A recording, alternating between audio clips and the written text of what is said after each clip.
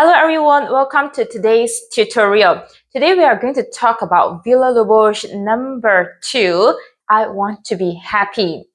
Last Saturday, I just finished a performance. It's called Last Dance, and I'm featured as one of the performers to perform with musician linkage, and I'm singing the duet of Villa-Lobos with Dr. Go. We have been preparing this music since last July or August for about 7 months of rehearsals, only until the very final week before the performance I could remember certain music. So that is how difficult it is.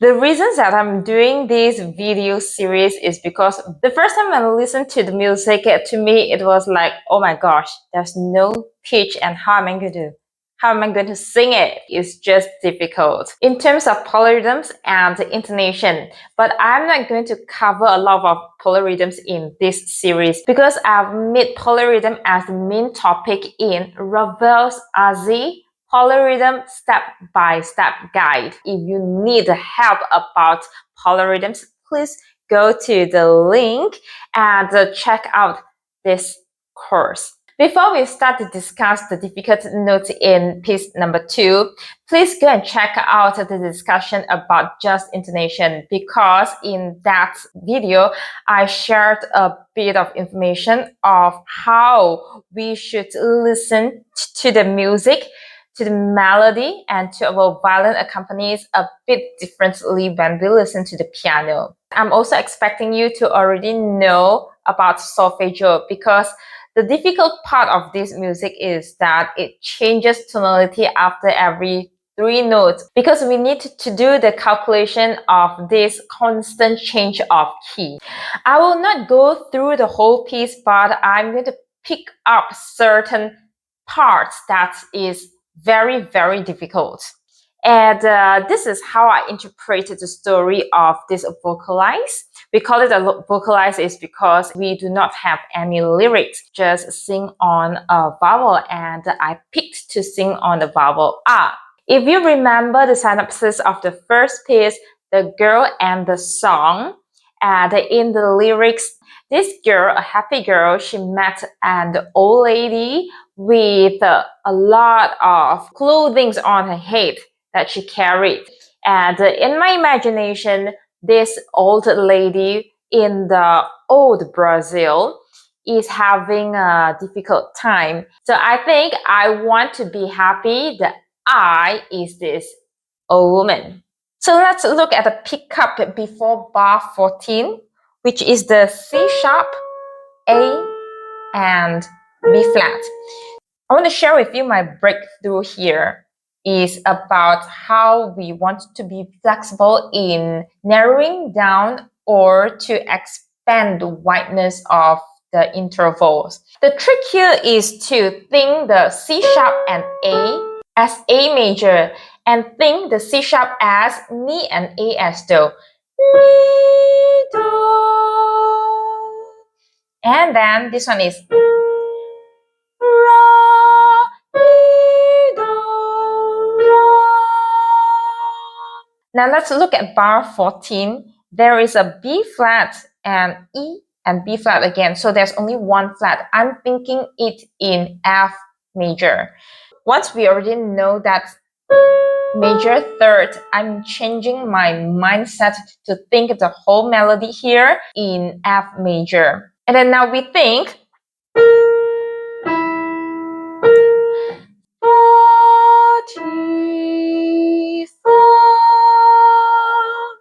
this is the place that we want to widen the interval. And how we can do it is to listen to the E note much more lower. So it will be Fa, Ti, Fa. Again, I urge you to check back the discussion about just intonation, because that video is going to help you to understand what are we doing here, what are the adjustments that we are doing here. Okay, so once we already widen the interval of the Fa, Ti, Now, we want to go up to the B flat, right? So think of the B flat much more sharper, because the hard thing about singing Villa-Lobos suite for soprano and violin is that I will listen to it much more lower, and I always sing flat because I want to avoid certain sound which is actually in tune. Because I'm too not used to the harmony, I always want to avoid certain sound, and I ended up singing very flat. So this is the solution for it. Once you go down to E, and explore it a bit lower, much more lower than what you actually hear. And now when you go back to the B flat, you want to make it much more higher. You want to sound like you are actually singing B already.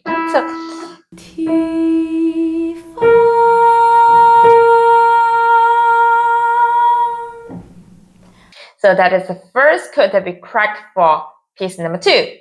So now let's continue to crack the next chord, which is bar number 17. This is very fun part, and one of my favorites of, everything in this second piece is my favorite, but this is one of the favorites. We want to split that note 1, 2, 3, 4, 5. We want to split that 5 notes into 2 sections. Let's do reverse engineer. Let's look at the G sharp and A sharp first. So think it as a E flat major, which is A flat and B flat for G sharp and A sharp. Okay, let's go back to the B, C, D. Just think it as C major. All right, so it'll be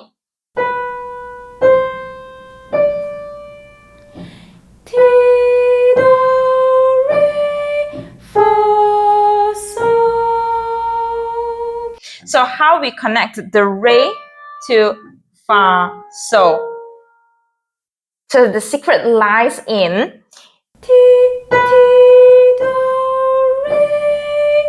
and if this is in C major, you just think the so sharp as C. So this is how I do the calculation. It will be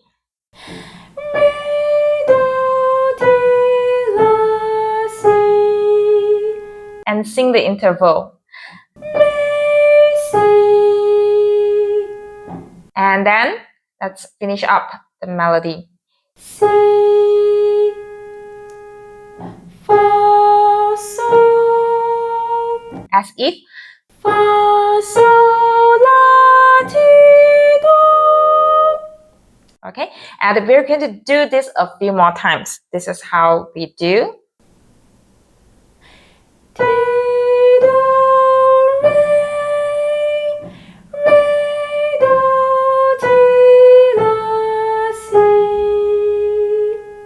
Sing the interval. And then change it to fa, sol. Do about 10 times or 20 times. Do it until you're familiar. And only you do the direct version.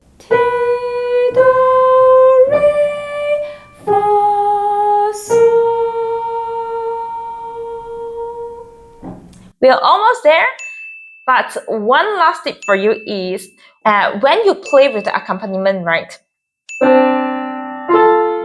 you won't blend into the harmony. So if you blend into the harmony, that means you're singing A. If you feel yourself is out of tune, that is the right thing to do. So that is the second chord that we just cracked.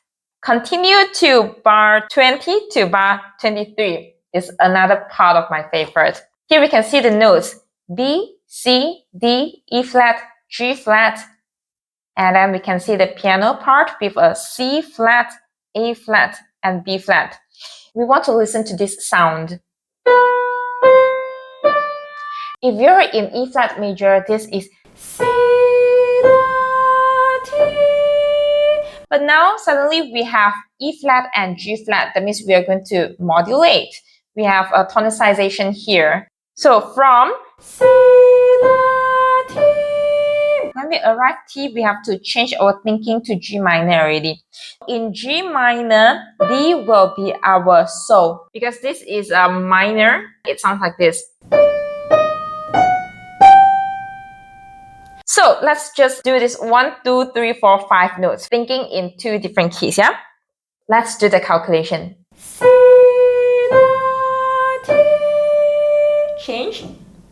So, la, ti, do. Okay, let's finish up the final 3 notes before we do the transition after the fermata. Okay, so we have 3 flats here, C flat, A flat, and B flat. I am thinking this in G flat major, and in G flat major, these 3 notes are Fa, Re, Mi. Fa, Re, Mi. But the tough part is that the first chunk of the melody is in 1 key, the second chunk of the melody is in another key, and then now we are changing to G flat major again. So the constant changes of key makes it difficult even though the melody is just Fa, Re, Mi. So now let's think about the transition, which is our top note just now. G flat to C is a Do, Fa, Fa, Re, Mi. So we're going to do the calculation. The calculation will be Si, la, ti, change. So, la, ti. And then let's calculate. Do, ti, la, so, fa. Sing the interval. Do, fa. And finish up. Fa, Re, Mi. Let's do it one more time. Si, la, ti, change. So, la, ti. And count. Do, ti, la, so, fa. Interval. Do, fa. Finish it up. Fa, Re, Mi. Let's do the last time before we go into the directly singing all those notes. Start from C again and go. Si, la, ti, change. So, la, ti. Count. Do, ti, la, so, fa. Sing the interval. Do, fa. Finish it up. Fa, Re, Mi. Okay, let's do the whole music. Now let's sing in the rhythm. And go. Si, la, so, la, ti. Fa, Re, Mi.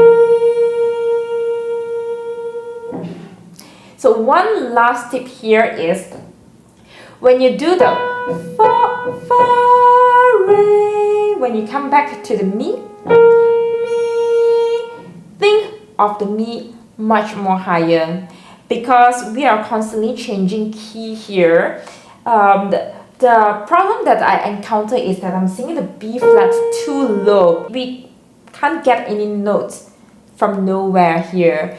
One tip that I can give to you is to sing the B flat much more wider away from the A flat. And be brave, almost think like you're going to sing into B. The next part is not as difficult as those that we have just discussed, which is bar 28, 29, and 30. The continuous melody until bar 35 is very simple because they are in the same key, which is G flat major. But the difficult part comes in when you pair with the violin because it's going to be very clashy. When you're singing alone from pick up from bar 31 until bar 35, It's very simple. The hard part comes in when your violinist is playing together with you. Our vocal melody is one sound and the violinist melody is completely another sound.